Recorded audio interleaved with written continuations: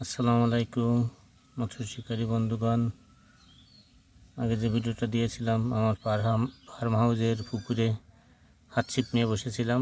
তো দেখুন, একটা কই মাছ, একটা বড় শোল মাছ, ট্যাংরা মাছ আর একটা শোল মাছ, মোট 3টে ট্যাংরা মাছ ধরলাম অল্প সময়ে।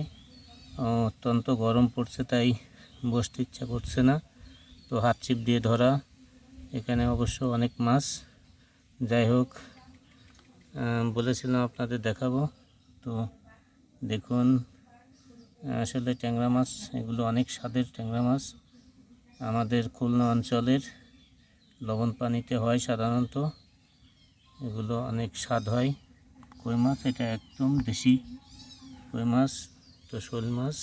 তো যাই হোক, সবাই ভালো থাকবেন, সুস্থ থাকবেন আর পাশে থাকবেন। আল্লাহ হাফিজ।